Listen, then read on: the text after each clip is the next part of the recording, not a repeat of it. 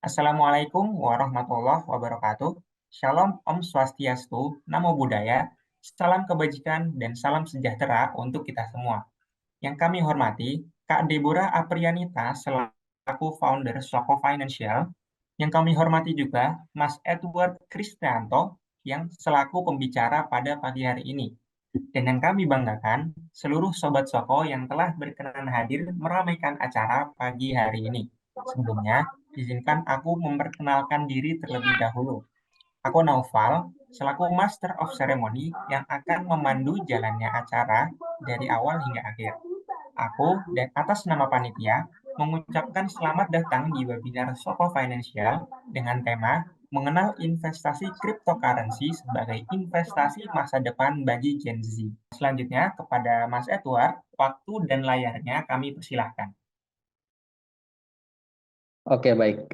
Terima kasih untuk kesempatannya. Ya, terima kasih waktu dan kesempatan yang sudah diberikan kepada saya. Tadi sudah diperkenalkan, saya Edward Kristianto Mangedo, sarjana kedokteran, benar. Dan saat ini saya sedang melanjutkan pendidikan S2 di Atmajaya, di program Magister Manajemen.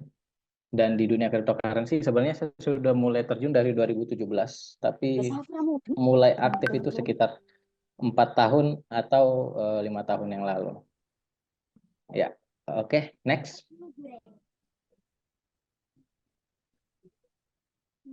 Nah, ini menarik ya. Jadi kenapa judulnya itu cryptocurrency untuk Gen Z? Kenapa enggak untuk kita semua gitu?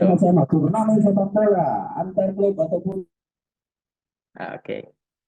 Kenapa untuk Gen Z? Karena Gen Z atau golongan-golongan kita yang lahir dari tahun kelahiran tahun 95 sampai 2010 itu masih punya potensi yang sangat besar untuk membangun kapital kita. Karena dari gambar ini kita dianggap sebagai generasi yang open minded. Kenapa dikatakan demikian?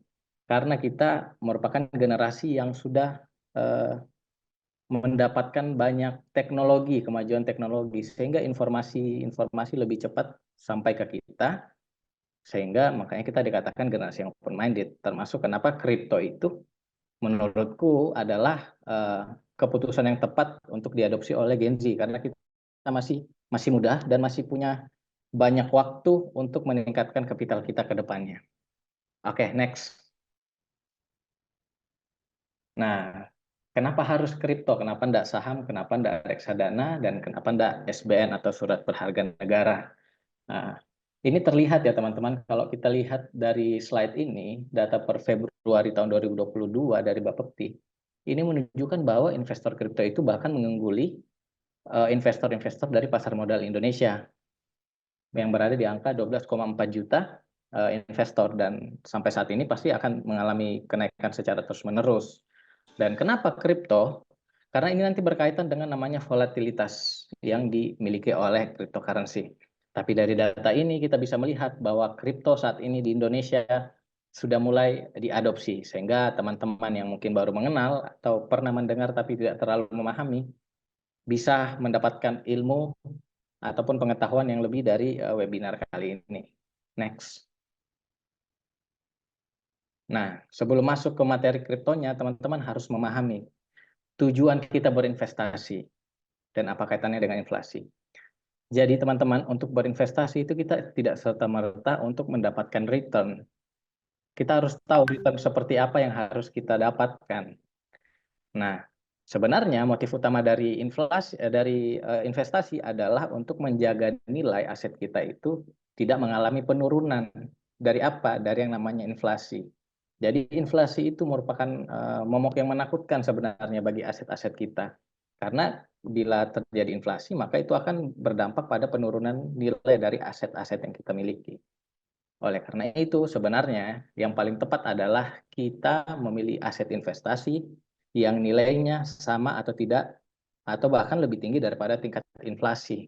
Karena bila kita memilih aset investasi yang berada di bawah tingkat inflasi, ya itu sama aja gitu. Ya, next. Nah, jadi apa sih inflasi itu? Jadi buat teman-teman yang sering dengar kata inflasi, Inflasi itu adalah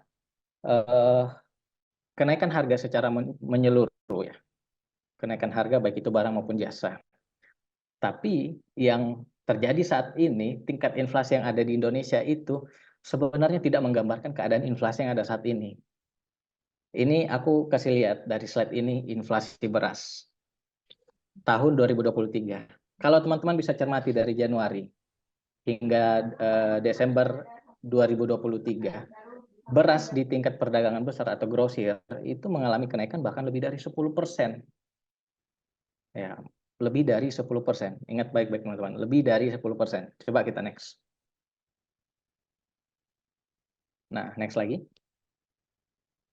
Nah, kalau tadi teman-teman ingat, dari Januari sampai Desember, harga beras itu naik lebih dari 10%. Kalau kita lihat data inflasi yang dirilis oleh Bank Indonesia, dari September 2023 hingga Desember 2023 itu hanya bermain di range 2,28% hingga 2,86%. Hal ini apa teman-teman? Artinya apa? Bahwa sebenarnya tingkat inflasi di Indonesia itu sebenarnya lebih tinggi kenyataannya daripada yang dirilis oleh Bank Indonesia. Namun kerap kali kita sebagai investor itu kerap kali terkecoh dengan data yang dikasih. Bahkan kalau kita lihat data ini sampai eh, Juni 2024 pun itu range inflasi kita masih di range 2-3%. Sementara kalau kita lihat keadaan kita saat ini, barang-barang di sekitar kita itu bahkan mengalami kenaikan yang bahkan 10%, eh, bahkan mungkin lebih dari itu. Dan itu menggambarkan apa? Itu menggambarkan bahwa sebenarnya real inflation yang terjadi di Indonesia itu lebih tinggi daripada inflasi nominal yang disampaikan oleh Bank Indonesia. Sehingga teman-teman harus jeli melihat aset investasi mana yang dipilih. Next. Nah, ini terkait dengan inflasi yang terjadi di Amerika Serikat. Nah, ini yang biasanya kurang diperhatikan nih. Kita punya mata uang yang namanya rupiah. Tapi rupiah kita ini masih bergantung pada keberadaan dolar, posisi dolar. Sementara posisi dolar tentu dikaitkan dengan kebijakan ekonomi yang diambil oleh bank sentral mereka, dalam hal ini adalah The Fed. Nah, saat ini Amerika Serikat itu sedang dilanda atau sedang dihantui bayang-bayang yang namanya resesi ekonomi.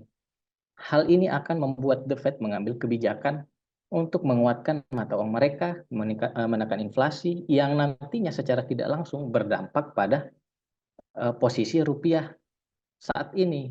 Nah, sekarang kita lihat posisi rupiah saat ini itu cenderung melemah karena penguatan dari US dollar. Nah, ada dua kondisi yang perlu kita perhatikan. Yang pertama adalah inflasi dari dalam negeri kita dan inflasi yang terjadi di Amerika Serikat. Karena mau tidak mau, suka tidak suka, sampai hari ini pun Indonesia rupiahnya masih bergantung pada posisi dari US dollar. Jadi, aset investasi mana yang bisa melindungi dari inflasi-inflasi ini?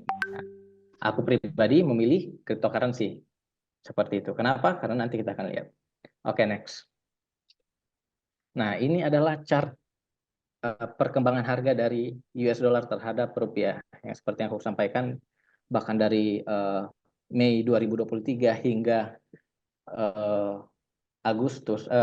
Juli 2024, kita lihat bahwa sebenarnya USD itu menguat terhadap rupiah. Bahkan rupiah saat ini menyentuh harga 16.000. Nah, keadaan seperti ini yang perlu diwanti-wanti buat kita-kita yang sekarang ini masih memegang rupiah dalam jumlah yang banyak ya, atau masih menabung di bank atau masih menyimpan fiat ya, mata uang. Karena sebenarnya kalau kita menyimpan uang dalam jumlah yang banyak tanpa berinvestasi, maka potensi eh, penurunan nilai terhadap aset kita dalam hal ini mata uang itu sangat besar. Oke, next. Nah, ini adalah chart yang menampilkan performa dari kinerja Bitcoin terhadap US dollar. Kalau teman-teman lihat dari sini, dari harga terendahnya di sekitar akhir 2022 hingga saat ini, itu Bitcoin sudah mengalami kenaikan 2 kali lipat, bahkan lebih daripada itu. Artinya apa? Sebenarnya cryptocurrency itu punya karakteristik volatilitas yang tinggi. Ini disebabkan karena kripto itu sifatnya adalah pasar yang sangat sempurna. Karena semua orang di seluruh dunia dapat mengakses cryptocurrency dengan begitu mudah. Tanpa adanya regulasi yang mengikat dari pasar kripto itu sendiri. Makanya kenapa kripto itu volatile harganya. Dan selanjutnya karena market cap yang dimiliki oleh market kripto itu masih relatif kecil dibandingkan dengan aset-aset yang lain. Oke, next.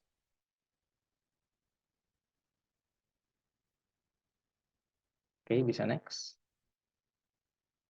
Nah, jadi apa itu kripto? Buat yang belum tahu, jadi kripto itu kalau menurut Kemenkeu dikatakan bahwa kripto adalah mata uang virtual ya, yang keamanannya dijamin dengan kriptografi. Sehingga dengan menggunakan teknologi kriptografi, membuat mata uang kripto itu sendiri tidak mungkin bisa dipalsukan atau dibelanjakan secara ganda. Seperti itu. Next. Nah, kripto menggunakan teknologi blockchain dalam proses transaksinya. Jadi buat yang belum tahu, sederhananya blockchain itu adalah teknologi yang diadopsi oleh cryptocurrency yang membuat yang memungkinkan orang dapat mengirimkan aset dari satu orang atau satu wallet ke wallet yang lain atau ke orang lain tanpa melibatkan pihak ketiga atau third party. Dalam hal ini bank ya, dalam proses transaksinya. Jadi kita bisa berkirimkan aset ini secara peer to peer yang dimulai dari kita, contohnya A ingin mengirimkan uang ke B. Kemudian transaksi itu akan direpresentasikan sebagai sebuah blok.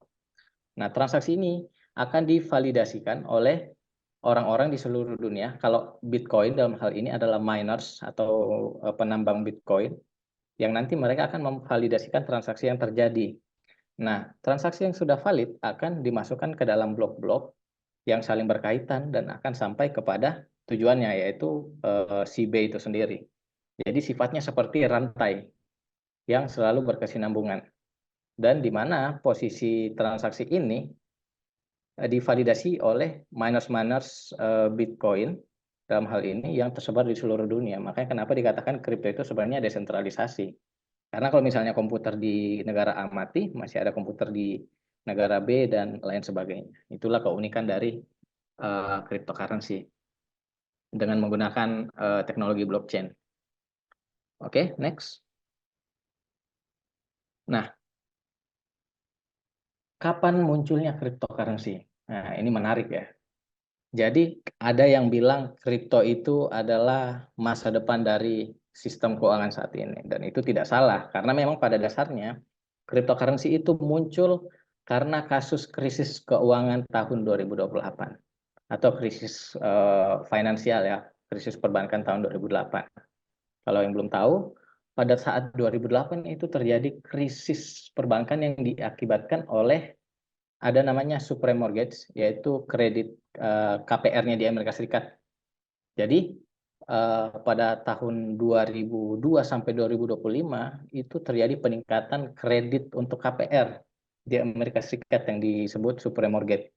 Nah, banyak orang yang mengajukan pinjaman, kemudian subprime mortgage ini bisa disekuritaskan atau diperjualbelikan seperti saham, seperti aset di negara-negara lain, sampai di satu titik 1 tahun sebelumnya di tahun 2007 sorry, di Perancis mereka mengatakan mereka tidak bisa melakukan penjualan terhadap aset subprime mortgage mereka atau mereka tidak punya likuiditas yang cukup, sehingga dengan demikian mereka menyatakan bahwa mereka mengalami kebangkrutan. Di tahun 2008, sebuah bank di Amerika Serikat namanya Lehman Brothers pun mengatakan demikian, bahwa mereka mengalami masalah likuiditas. Banyak orang yang punya aset subprime mortgage ini ingin mencairkan, tapi bank tidak punya likuiditas yang cukup untuk menerima atau mencairkan subprime mortgage tersebut. Dan kita ketahui bahwa sebenarnya bank itu tidak memiliki keseluruhan nilai dari uang kita. Mungkin tingkat cash yang dimiliki bank itu mungkin range-nya 10% sampai 20%.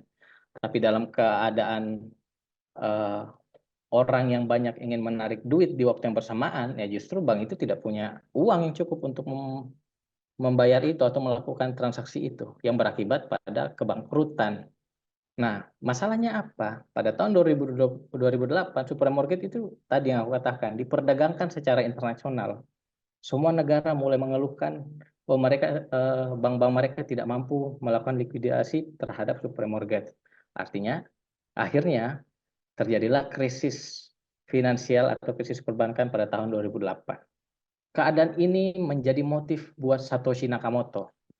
Satoshi Nakamoto ini nama samaran dari sekelompok atau orang ya, seorang yang membuat Bitcoin, yang mengatakan bahwa kita ini tidak bisa mempercayai lagi bank karena ya dari kasus krisis perbankan tahun 2008 itu yang diakibatkan oleh bank itu sendiri, dia ingin membuat sebuah mata uang yang lebih modern, di mana orang bisa bertransaksi dari satu orang ke orang lain tanpa harus melibatkan third party atau dalam hal ini perbankan atau sifatnya peer to peer.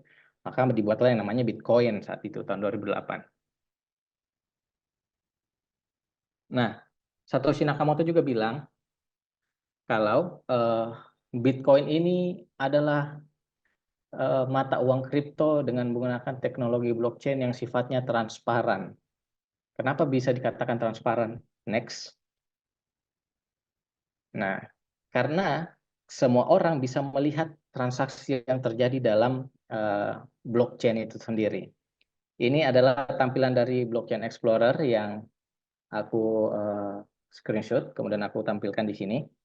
Dari gambar ini kita lihat ada namanya hash ID. Dari hash ID ini bisa kita katakan sebagai bukti transaksi atau nomor transaksi. Yang kalau kita searching di Blockchain Explorer, itu akan muncul transaksi yang terjadi. Dari sini kita bisa melihat adanya transaksi perpindahan Bitcoin dari ada from di situ, BC1Q5 dan bla bla bla, mengirimkan 0,00099197 Bitcoin atau senilai 58,3 dolar US ke dua alamat, two outputs, dengan biaya transaksi kecil 0,38 dolar US. Artinya apa? Kalau kita punya text hash atau hash ID, dalam hal ini bukti transaksi, kita bisa melihat nih bahwa ada transaksi yang terjadi di sistem blockchain, dalam hal ini Bitcoin. Nah, bayangkan kalau misalnya teknologi blockchain digunakan dalam sistem perbankan di suatu negara, maka menurutku mungkin tingkat terjadinya penyelewengan dana atau korupsi itu bisa ditekan karena siapapun bisa melihat adanya transaksi yang terjadi dan ini bisa menjadi bukti kalau memang benar-benar ada transaksi yang terjadi pada saat itu. Next.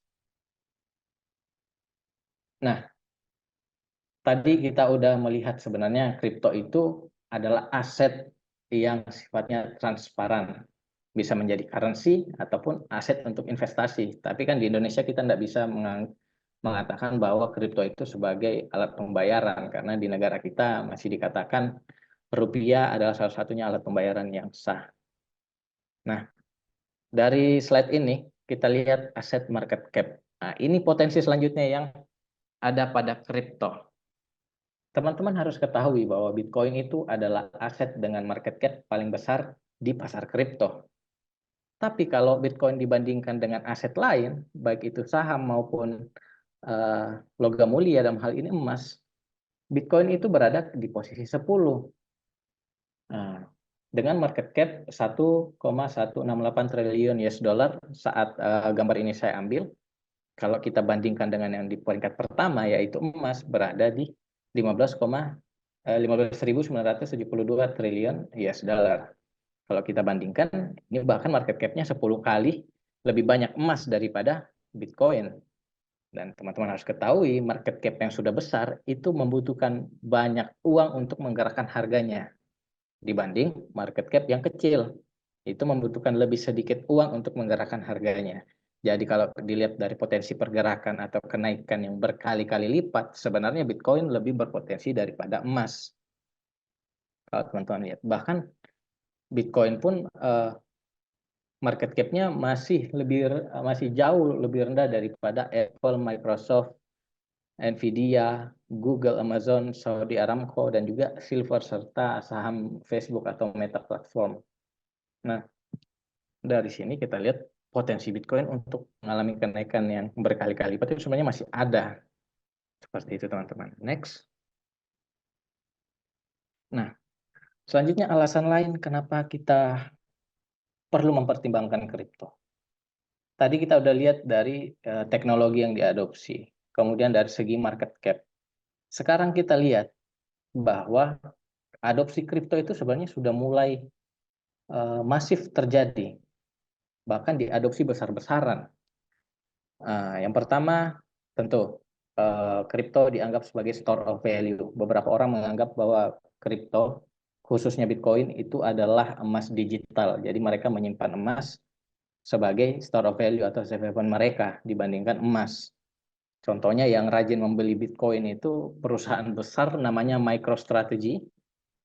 Itu CEO-nya namanya Michael Saylor, itu rajin untuk melakukan akumulasi terhadap Bitcoin tanpa memperhatikan chart yang dimiliki oleh Bitcoin. Yang kedua, Bitcoin menjadi mata uang di negara El Salvador. Jadi El Salvador ini sudah menggunakan Bitcoin sebagai mata uang kedua mereka. Karena mereka menganggap Bitcoin ini ya sebagai emas digital yang harganya atau nilainya akan mengalami kenaikan di masa yang mendatang. Bahkan di El Salvador, kalau kita lihat dari gambar sebelah kanan, itu di beberapa titik di kota mereka itu sudah ada yang namanya ATM Bitcoin itu sendiri. Jadi presidennya itu rajin melakukan sosialisasi atau memposting negara mereka itu menggunakan Bitcoin dalam transaksi sehari-hari mereka. Nah, itu dari institusi tadi ya, dua institusi besar, MicroStrategy dan negara El Salvador. Dan yang ketiga adalah adopsi yang dilakukan oleh BlackRock.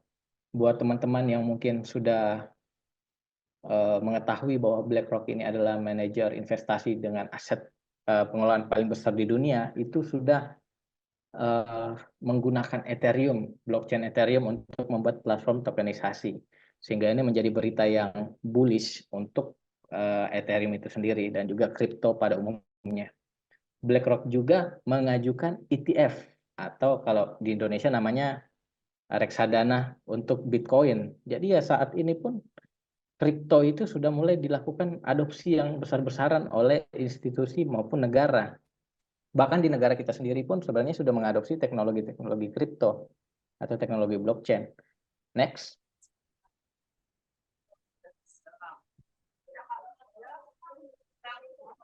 Nah, kalau di negara kita, Bank Indonesia tahun 2022 atau 2023, kalau aku tidak salah ingat, mereka itu merilis satu project CBDC ya. CBDC itu currency, central bank digital currency.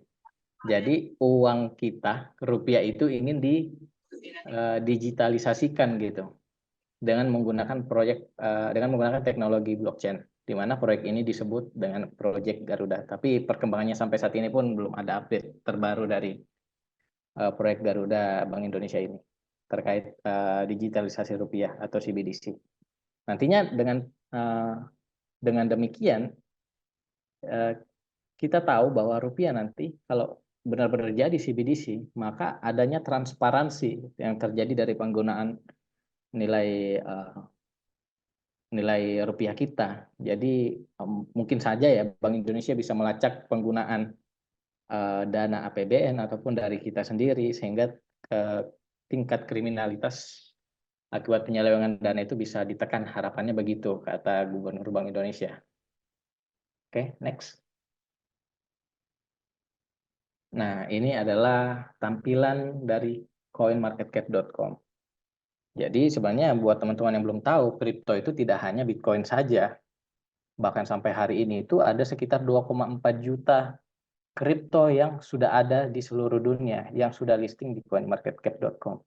2,4 juta kripto. Kemudian bursanya ada 790. Nah, kalau teman-teman pernah dengar ada namanya Indodax, toko kripto. rekeningku atau Thrift, itu adalah bursa kripto yang ada di Indonesia dan sudah diawasi oleh OJK. Nah, jadi tidak hanya Bitcoin saja teman-teman, ada banyak kripto yang sudah ada di seluruh dunia dengan berbagai kegunaan mereka atau utilitas mereka, baik sebagai aset maupun sebagai currency.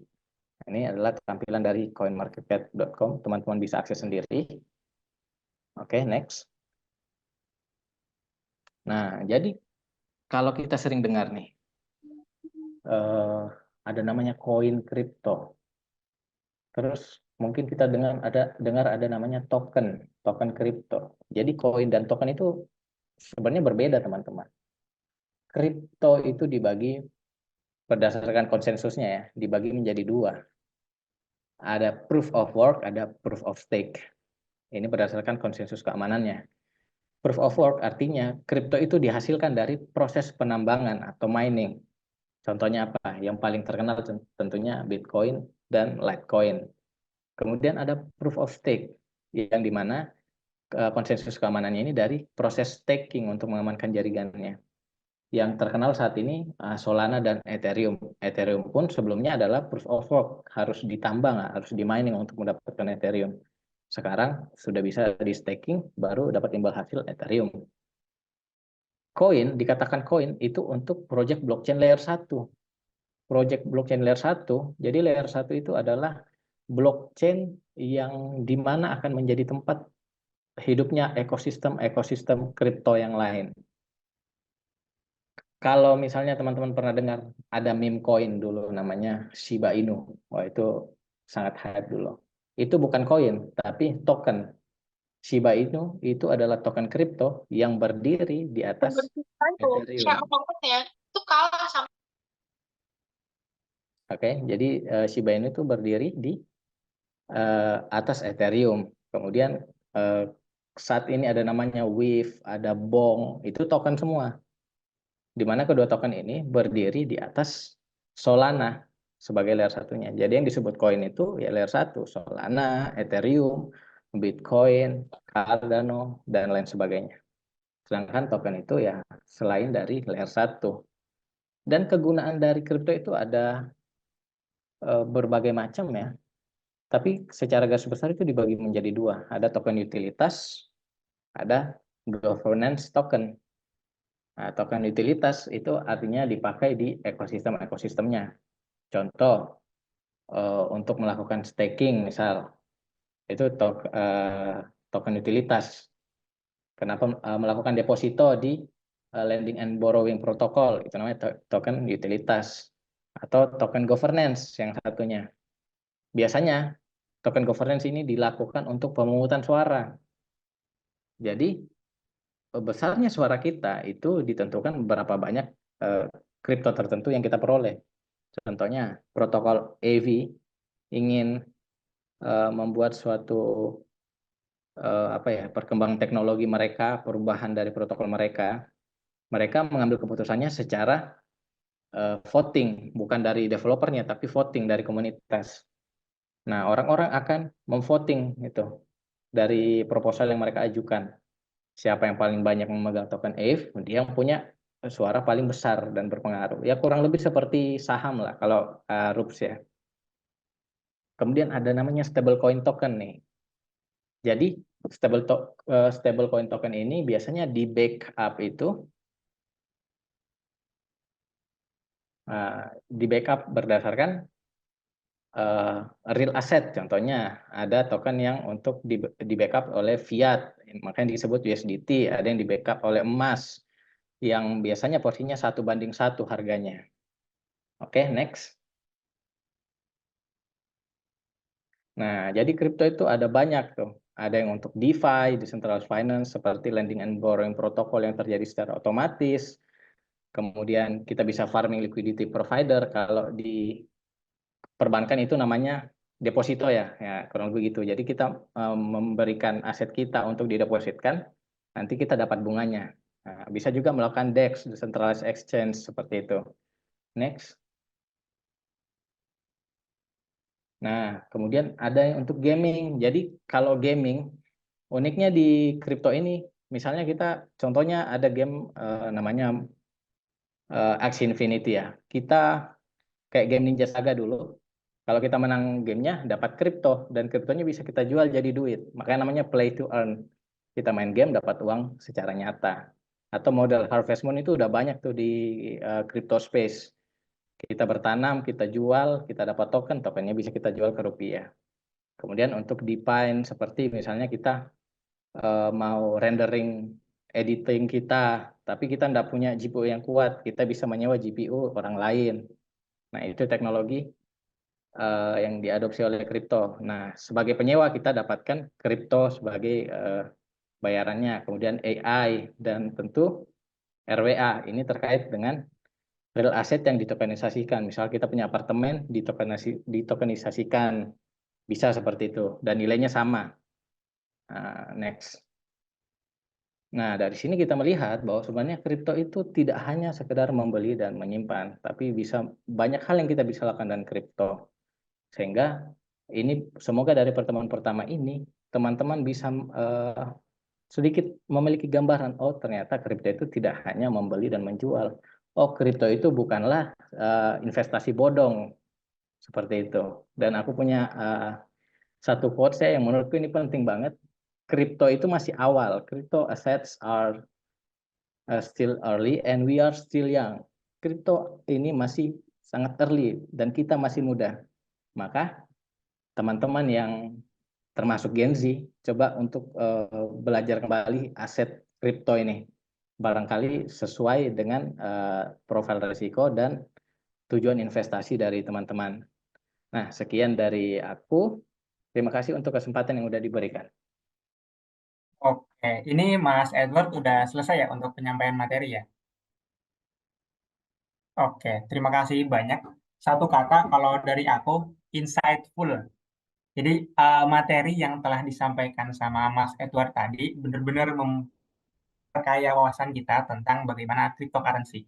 Terutama tadi teman-teman di bagian akhir itu, Kak Edward membagikan quotes mungkin ya, bahwa kripto tuh memang masih awal dan kita juga masih muda, jadi jangan siakan kesempatan tersebut untuk terus belajar seperti itu.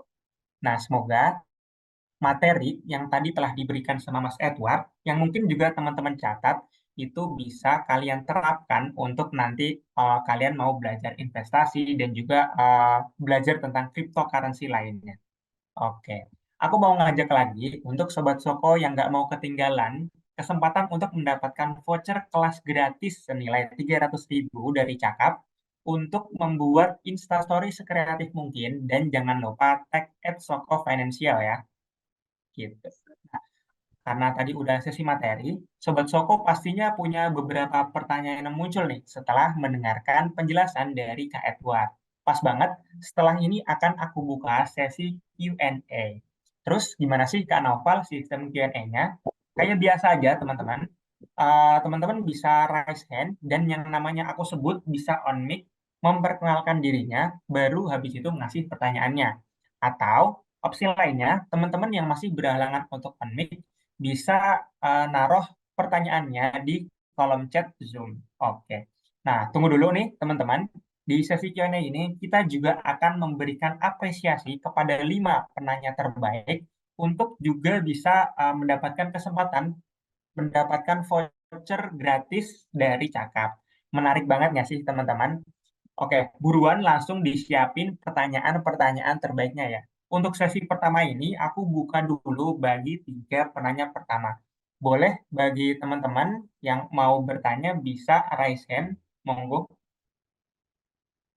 Ada nggak ya?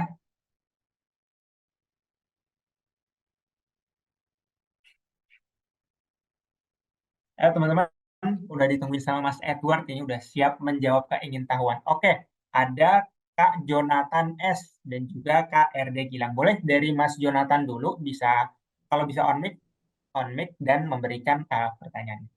Oh, memperkenalkan diri dulu, jangan lupa. Ya, baik. Terima kasih sebelumnya atas penjelasan yang sangat luar biasa dari Pak Edward. Di sini nama saya Jonathan dan saat ini saya sedang bekerja. Jujur saya pernah tertarik ya untuk di dunia cryptocurrency ini, tapi saya jujur masih kurang paham ya terkait dari cryptocurrency ini karena dulu hanya FOMO saja sehingga saya tidak melanjutkan kembali gitu. Ada beberapa pertanyaan terkait cryptocurrency itu yang saya jujur masih agak penasaran ya. Ada 5 di sini pertanyaannya.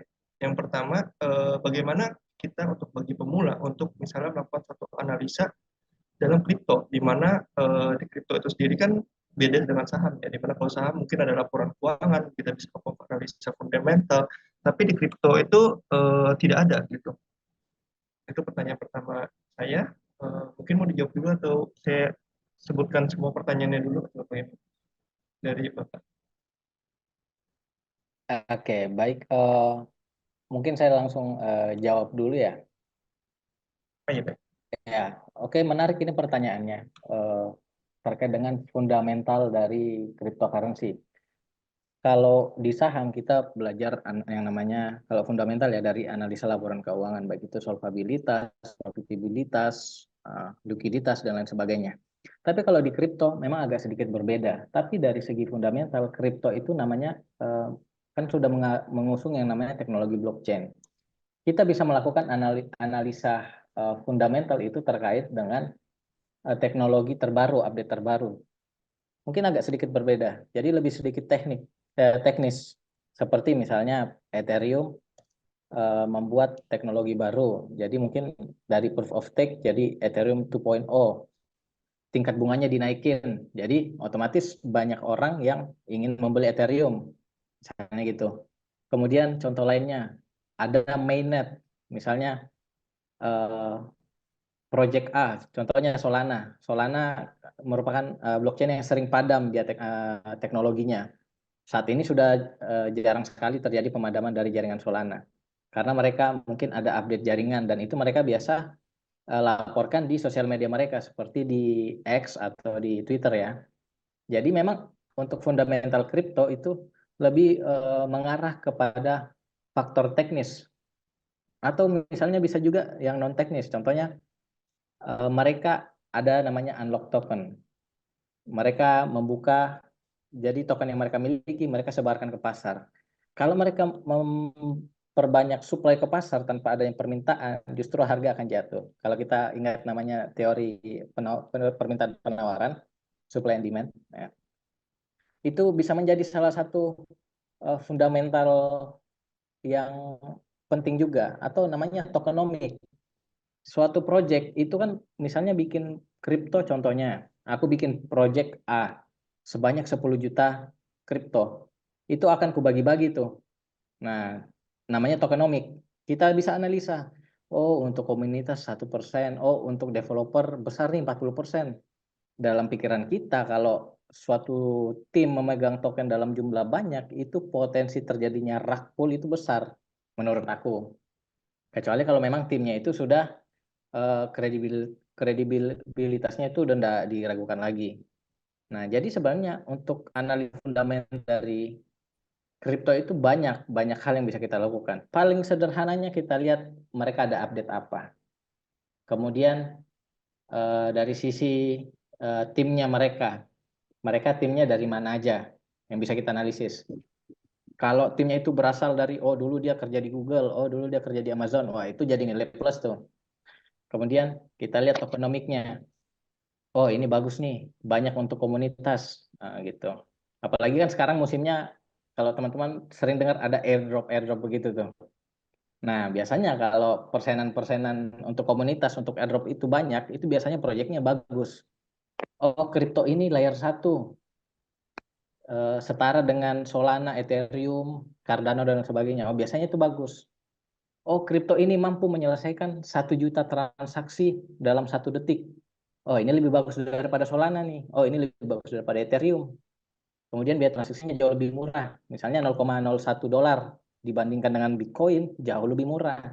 Nah itu bisa menjadi faktor fundamental. Jadi di kripto kita tidak banyak bicara tentang analisa laporan keuangan, tapi terkait dengan teknologi dan adopsinya.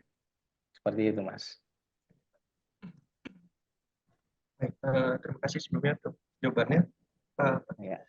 Untuk yang kedua di sini saya izin bertanya, untuk kripto itu kan dia tuh di luar dari pihak ketiga ya, di mana dia kan memberikan suatu transaksi yang transparan. Tapi kenapa dalam satu blockchain itu masih terdapat fee atau pajak? Karena di sini saya sebenarnya mendengar ya bahwa katanya fee atau pajak itu sebenarnya bayaran untuk para miner gitu ya. Tapi di sini yang menjadi pertanyaan saja adalah apakah miner tersebut juga dapat disebut sebagai pihak ketiga? Oke, baik. Tadi kita bicara bahwa proses terjadinya transaksi itu tidak memerlukan pihak ketiga atau third party yang punya otoritas dalam proses transaksi. Miners ini bisa kita sebut pihak ketiga, tapi tidak secara langsung, karena sebenarnya, nah ini dalam perkembangannya, kripto itu berkembang dari yang namanya sistem mining ke sistem staking. Saat sistem mining terjadi, kita tidak sepenuhnya bergantung kepada miners, karena bisa saja saya sebagai pengirim itu juga melakukan kegiatan mining. Jadi tidak terlalu bergantung dengan adanya miners, atau miners tidak selalu disebut ke pihak ketiga. Bisa jadi si penerima yang adalah miners atau si pengirim yang adalah miners. Nah, bicara tentang gas fee, sebenarnya gas fee ini atau biaya transaksi ini tidak sepenuhnya untuk miners. Yang didapatkan miners itu adalah ketika mereka berhasil melakukan validasi terhadap sebuah transaksi, mereka dapat imbalan berupa Bitcoin yang bukan dari bukan dari si pengirim atau penerima, bukan dari biaya transaksi. Nah, bagaimana kalau misalnya biaya transaksi pada proof of stake yang sistemnya staking? Biaya transaksi itu biasanya itu masuk ke dalam treasury dari blockchain tersebut. Contohnya, developer Solana membuat suatu wallet atau tempat untuk menampung biaya transaksi yang dipakai untuk misalnya untuk maintenance jaringan mereka, atau untuk membiayai atau membayar gaji atau membayar ini membayar itu dari gas fee. Atau bisa jadi gas fee dipakai sebagai reward kepada stakers. Kalau tadi ada mining, orang yang melakukan miners yang melakukan mining, ini ada namanya stakers. Biasanya orang yang melakukan staking terhadap aset mereka dapat bunga kan. Nah, bunga itu biasa dari gas fee yang sudah dikumpulkan dalam satu wadah atau satu wallet begitu. Baik, terima kasih sebelumnya untuk Ya. jawabannya sangat memuaskan. Kemudian di sini saya juga ada pertanyaan lagi bahwa diketahui kan bahwa suatu harga itu kan ditentukan oleh tadi kan demand and supply gitu ya. Kalau di yang namanya saham itu kan berdasarkan dari pihak stakeholder dan juga kalau di Indonesia kan BI berarti kan penentu harga awalnya. Tapi kalau di kripto itu bagaimana ya untuk menentukan harga awalnya? Oke, menarik. Nah, ini yang tadi aku sampaikan. Kripto itu, kenapa aku suka kripto? Karena dia pasar yang sangat sempurna. Bagaimana bisa dikatakan pasar yang sangat sempurna? Tidak ada negara yang bisa mengontrol adanya kripto. Nggak bisa tuh Amerika mengontrol perdagangan Bitcoin, nggak bisa. Indonesia apalagi. Nah, terkait bagaimana penentuan harganya, harga awal itu tergantung. Makanya kalau di saham itu kita kenal yang namanya IPO ya. Iya, benar. Ya kan, initial public offering. Nah, kalau di kripto itu ada yang namanya pre-sale. Salah satu cara developer ya, cara-cara developer untuk menggait dana dari pre-sale. Kemudian dari ICO, ya kurang lebih sama. Atau tidak mengadakan keduanya. Dapat dari mana mereka duitnya? Mereka dapat duit dari capital ventures capital, seperti itu. Jadi uang yang mereka peroleh itu mereka masukkan ke likuiditas mereka. Nah, likuiditas mereka itu akan mempengaruhi harga mereka di awal. Makanya di kripto itu ada beberapa matriks. Namanya market cap, ada FDV yang nanti akan mempengaruhi harga kripto, sama supply. Semakin besar supply, maka semakin rendah harganya. Seperti itu. Jadi sebenarnya ini buat teman-teman, kalau di saham kita harus memperhatikan harga saham. Tapi di kripto enggak. Yang kita perlu perhatikan adalah market cap-nya. Kenapa? Karena developer bisa sesuka hatinya membuat berapa jumlah supply. Tapi mereka tidak bisa menentukan harganya. Karena ya tadi, sistem jual beli, kecuali harga di awal. Harga di awal. Makanya yang paling penting adalah market cap. Begitu. Contohnya, teman-teman, harga Shiba Inu tidak ada yang menyentuh $1 atau Dogecoin. Dogecoin itu nggak pernah nyentuh $1, tapi market cap-nya lebih tinggi daripada Shiba Inu, atau market cap-nya lebih tinggi daripada apa ya koin saat ini ya. Contohnya gini, Doge itu tidak lebih tinggi daripada Ton Chain. Hal ini terjadi karena apa? Karena Doge itu meskipun Dogecoin, koinnya si Elon itu punya nominal yang kecil, tapi market cap-nya besar karena supply-nya besar gitu. Berbeda dengan Ton Chain seperti itu atau Torn Chain seperti itu. Jadi ya dalam penentuan harganya di awal itu ditentukan dari ICO kalau atau pre-sale atau dari capital venture. Kemudian proses harganya itu ditentukan dari supply and demand. Makanya kenapa aku bilang market crypto adalah pasar yang paling sempurna dari semua aset yang ada. Gitu. Oke, baik. Terima kasih, Cak Rumi. Ya. Ya, untuk yang pertanyaan selanjutnya di sini ada, saya melihat bahwa kripto itu kan selalu bertambah ya, dan terlihat bahwa banyak sekali perusahaan yang seakan seperti berlomba-lomba mungkin ya, yaitu untuk membuat kripto. Salah satu contohnya seperti tadi Axie Infinity, di mana itu kan dia menerapkan dia akan menerapkan sistem NFT ya, dan juga menerapkan sistem DeFi kalau tidak salah ya. Nah, bagaimana cara kita untuk menentukan suatu kripto itu memiliki kinerja yang baik dan tidak, di mana itu kita tahu sendiri bahwa eh, kripto itu kan sangat banyak ya, apakah hanya berdasarkan dari market cap-nya aja gitu, yang tadi yang seperti Bapak bilang. Oke. Oke, pertanyaan menarik. Dari 2,4 juta kripto yang ada saat ini, bagaimana kita melakukan screening ya? Nah, kurang lebih seperti aset yang lain. Kalau aku pakai yang namanya analisa teknikal, fundamental dulu, baru teknikal.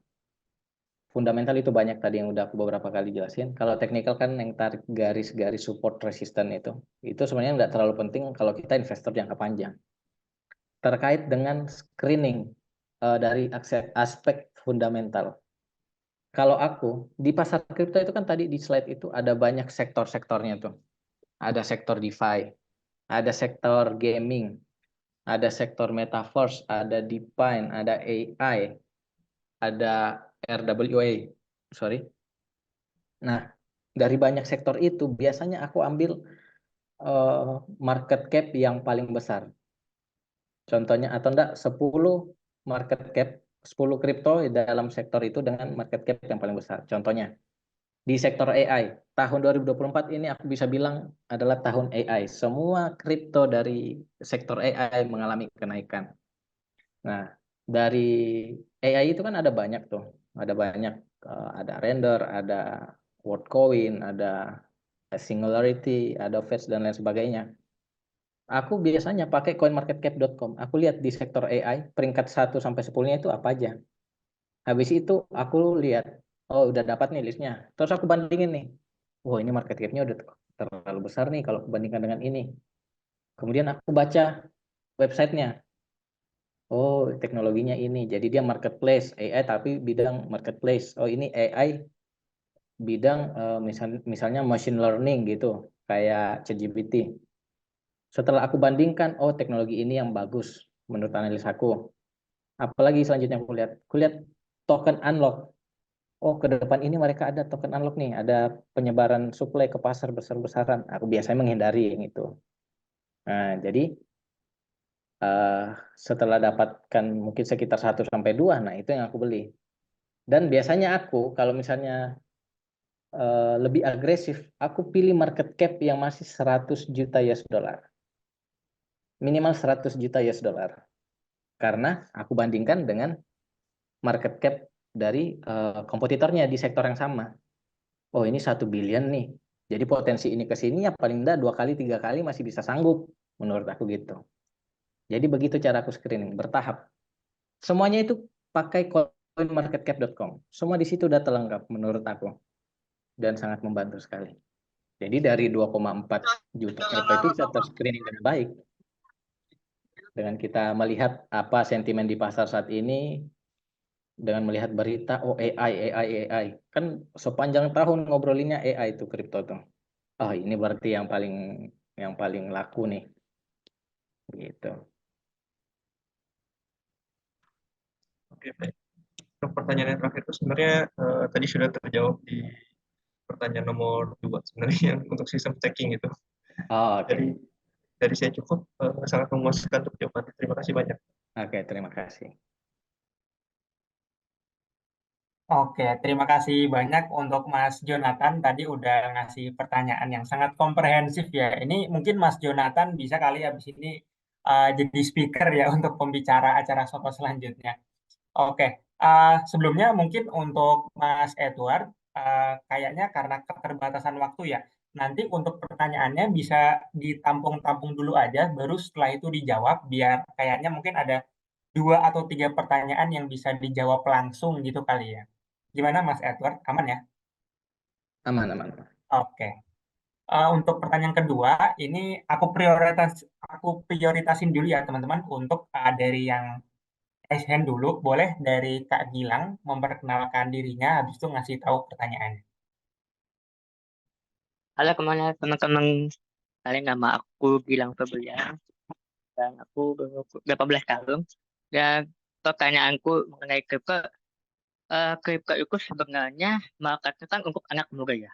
Kan mungkin generasi Y, generasi milenial Z ya.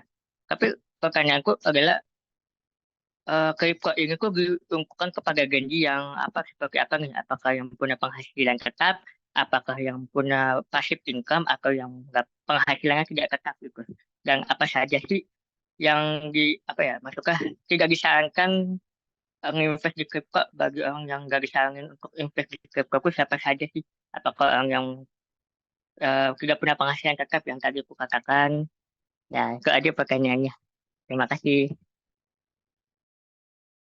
Oke, terima kasih Kak Gilang atas pertanyaannya. Wah, ini Kak Gilang masih usia 18 tahun, tapi udah mulai melek ya tentang cryptocurrency. Jadi dari Kak Gilang tadi nanya tentang siapa siapa aja yang boleh dan disarankan, dan siapa aja yang sepertinya tidak disarankan untuk berinvestasi di cryptocurrency. Oke, selanjutnya aku mau ngasih apa namanya kesempatan untuk pertanyaan yang ada di kolom chat ya. Sini ada Kak Event Marsha, underscore Marsha. Sini dia bertanya, untuk investasi di era digital, ini lebih baik di saham atau di kripto ya? Dan kalau lebih baik investasi di saham, kira-kira sekuritas apa sih yang paling aman untuk bermain saham bagi pemula? Nah, ini kan udah ada 3 pertanyaan ya, Mas Edward ya. Selanjutnya, ini masih mau ditampung untuk yang keempat dan kelima nggak ya? Untuk kita kan nanti ada apresiasi untuk 5 penanya terbaik gitu ya. Gimana? Boleh lanjut aja dulu pertanyaannya. Boleh Aman. lanjut dulu ya. Nah, Nanti mungkin ada pertanyaan yang bisa dijawab barengan gitu. hmm. Oke, selanjutnya ada dari Kak Arkan. Ini bertanya, selamat siang Kak Edward. Saya izin bertanya Kak, untuk platform cryptocurrency untuk pemula yang aman itu apa ya? Gitu. Oke, ini mungkin bisa dijawab singkat itu dari Mas Edward. Selanjutnya ada dari Kak Marsha. Mohon izin bertanya Kak Edward, untuk zaman sekarang lebih aman dan menjanjikan berinvestasi di saham atau kripto ya? Wah, ini pertanyaan mirip kali ya tadi dengan Kak Marsha. Sama-sama Marsha, tapi beda ya aja. Aman di saham atau kripto ya? Soalnya masih bingung sebagai pemula. Oke, ini karena sama, berarti nanti bisa dijawab juga. Setelah itu ada dari Kak Levina. Selamat siang, Kak Edward. Mau tanya, kripto ini memiliki peluang bisa terjadi pilot? Jika iya, gimana cara kita mengamankan dana kita sedangkan kripto merupakan sebuah investasi? Oke, ini mungkin untuk pertanyaan selanjutnya bisa disampaikan ke DM Instagram Soko Finansial atau nanti boleh banget kalau Kak Edward berkenan untuk nge-DM Instagramnya beliau gitu di @edward_christianto. Boleh untuk Kak Edward untuk menjawab pertanyaan yang tadi telah saya sampaikan. Oke, terima kasih. Wah, pertanyaannya menarik-menarik nih ya. Tadi yang Mas Gilang 18 tahun sudah belajar kripto. Wah, kalau misalnya diputar balik tuh aku pengen tuh belajar kripto dari umur usia 18 tahun tuh. Menarik. Jadi kripto ini bisa mungkin aku katakan tanpa modal kita bisa berinvestasi di kripto ya saat ini. Dengan cara apa? Kita ikut insentif programnya. Kalau orang sekarang bilangnya airdrop. teman-teman yang punya akun Twitter tuh bisa dimanfaatin tuh. Cek akun-akun yang sering sharing testnet base dari sebuah blockchain. Biasa kita diminta untuk mencoba jaringan mereka di fase uji coba. Setelah itu nanti ketika mereka mainnet atau sudah rilis, itu kita dikasih tuh persenan tuh insentifnya, dan angkanya itu nggak main-main teman-teman. Contohnya nih, kita bicara tanpa modal ya. Tahun lalu apa tahun ini ya? Sebenarnya tahun ini ada sebuah project blockchain namanya Outlayer. Outlayer, aku garap dari zaman dia masih testnet tuh. Ada tas-tas, ada tugas-tugas yang bisa dikerjain. Gampang aja sebenarnya tugasnya, nggak perlu punya skill di bidang coding dan lain sebagainya. Diminta untuk follow ini, follow itu, like ini, kemudian melakukan transaksi kecil-kecilan.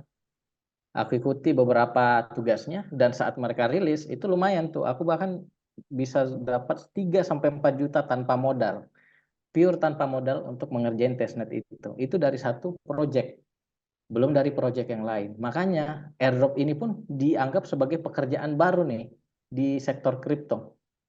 Ngerjain satu project, 3 bulan kemudian cair. Gimana kalau kita ngerjain banyak project dalam satu waktu? Kan itu beda-beda, bisa jadi bulan depan cair, bulan depannya lagi cair. Artinya ya sudah bisa menjadi pekerjaan untuk mendapatkan itu tanpa modal.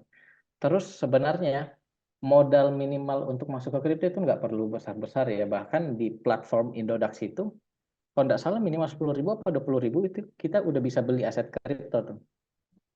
Dan sebenarnya tidak perlu, ini kan kripto untuk siapa saja. Jadi buat teman-teman yang masih muda, masih punya duit nganggur, bener-bener duit nganggur ya, bukan duit yang duit makan atau duit baru sekolah pakai main kripto, itu nggak boleh. Harus bener-bener duit yang nggak kepake sama sekali. Atau dengan tujuan investasi bisa pakai duit itu. Modalnya nggak perlu besar. Cukup 50.000, 100.000 untuk ngerasain volatilitasnya. Oh, kayaknya aku cocok nih volatilitasnya kripto nih, asik nih naik turunnya nih. Satu malam bisa minus 50%, besoknya naik 70%, wah enak nih. Nah, yang tidak disarankan apa? Yang tidak disarankan adalah buat mereka yang punya profil risiko yang low risk, yang moderate ataupun low risk ya. Kenapa? Karena ada orang tipe investor yang, waduh, satu hari minus 30 udah keringat dingin nih. Ada investor yang seperti itu tuh, wah nggak nyaman dia, akhirnya cut loss, besokannya naik 100%. Nah itu kan artinya dia nggak cocok dengan volatilitas itu. Sehingga untuk masuk ke kripto mungkin teman-teman perlu melakukan checking profile dulu atau profiling resiko dulu untuk mengetahui teman-teman ini adalah tipikal atau tipe investor yang high risk, moderate risk, atau low risk seperti itu. Jadi masuk ke kripto bisa tanpa modal, bisa modal kecil, atau bisa modal besar, asalkan modal-modal ini adalah uang yang tidak kepake, atau kita bisa bilang uang yang siap hilang lah, atau uang belajar seperti itu. Nah itu untuk pertanyaan Mas Gilang. Kemudian ini pertanyaan sekuritas apa untuk main saham buat pemula. Aku nggak begitu memahami dengan baik ya tentang sekuritas mana yang paling baik. Tapi aku pernah lihat satu platform yang temanku sering pakai, itu ada iPod sama apa ya, Stockbit kalau nggak salah. Itu yang sering aku lihat teman-teman pada pakai. Kalau aku lihat interface-nya juga nggak terlalu sulit untuk memahami tampilan-tampilannya. Jadi mungkin bisa melihat ke itu ya, sekuritas-sekuritas itu kalau terkait saham. Kemudian antara saham atau kripto mana yang lebih baik? Nah, semuanya punya kelebihan kekurangan. Nah, punya kelebihan kekurangan. Kalau saham dia terregulasi, artinya kan apa ya? Karena sudah terregulasi, jadinya apapun itu sudah ada hukumnya tuh. Jadi bisa, kalau perusahaan itu ada melakukan tindakan penyelewengan, nah sudah ada sanksi ini, sanksi itu. Kalau kripto kan enggak ya, enggak jelas regulasinya gimana. Katanya udah diregulasi tapi enggak jelas. Ya mentok-mentok di bagian perpajakan lah kalau kripto. Kemudian kripto sangat punya volatilitas yang sangat tinggi. Jadi itu bisa jadi kelebihan kekurangan. Jadi kalau mana yang lebih baik, mungkin perlu lagi-lagi untuk profiling risiko, untuk melihat lebih cocok ke saham atau ke kripto. Ya, itu dari aku untuk mana yang lebih baik, kripto atau saham. Kemudian platform kripto yang cocok untuk pemula, yang aman. Nah, kalau saranku, ini kan kita kalau platform kripto maksudnya bursa ya. Bursa yang menurutku aman, sebenarnya nggak ada yang benar-benar aman, cuma yang minim resiko mungkin yang ada di dalam negeri, yang sudah diregulasi atau diawasi oleh OJK dan Bapepti. Itu ada beberapa pilihan ya. Aku biasanya pakai yang lebih simpel itu, yang aku suka kasih tahu ke orang-orang itu Indodax. Tapi kalau mau cari yang lebih banyak opsi-opsi kriptonya, itu bisa pertimbangkan toko kripto. Jadi antara dua itu. Kalau masalah user interface mana yang lebih mudah, mungkin Indodax. Tapi kalau pilihan kripto, yang lebih banyak mungkin toko kripto. Jadi antara dua itu yang menurutku aman dan cukup mudah untuk dipelajari. Kemudian pertanyaan selanjutnya, mana yang lebih aman nih, investasi di saham atau kripto? Nah, ini pertanyaan lagi-lagi, tidak ada yang benar-benar aman di investasi. Mau itu diregulasi 10 negara pun tidak ada yang benar-benar aman. Selama itu masih manusia yang mengerjakan. Jadi, lagi-lagi coba pelajari dulu saham dan kripto, habis itu profiling risiko. Karena harusnya baliknya ke kita lagi nih. Gitu. Kalau masuk ke saham, jangan sampai bilang kripto itu scam, tapi di saham main saham gorengan misal. Atau membandingkan koin micin. Koin micin ini dibandingkan sama BBRI atau BBCA. Ya kan itu kan enggak peer to peer ya. Jadi ya harus pelajari keduanya. Habis itu profiling resiko, baru tentukan lebih cocok yang mana. Karena nggak ada yang benar-benar aman. Semuanya punya tingkat risiko dan semuanya tidak benar-benar aman. Ya. Kemudian satu lagi ya, peluang, apakah kripto memiliki peluang untuk terjadi pilot? Ya, sangat punya peluang. Yang pertama ada namanya risiko rug pull. Kita beli koin nih, market cap kecil banget. Misalnya $100.000. Baru terbit 5 menit yang lalu. Kita beli nih, karena dengan harapan $100.000 ini untuk jadi $1 juta, nah 10 kali lipat nih, bisa satu hari 10 kali lipat. Nah, tahu-tahu kita beli nih di harga 100.000. Market cap $100.000. Habis itu naik dia $200.000. Wah, kita merasa senang nih, enggak sampai 3 menit udah naik 2 kali lipat. Tiba-tiba si developer ini menarik liquidity dari aset itu. Ditarik sama liquidity-nya, kita nggak bisa transaksi. Kita punya koin tapi nggak bisa dijual. Nah, jatuhnya gitu. Nah, itulah resiko pilot. Kita bisa bangkrut dari kripto.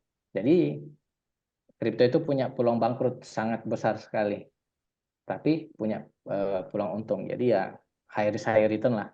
Seperti investasi lainnya gitu.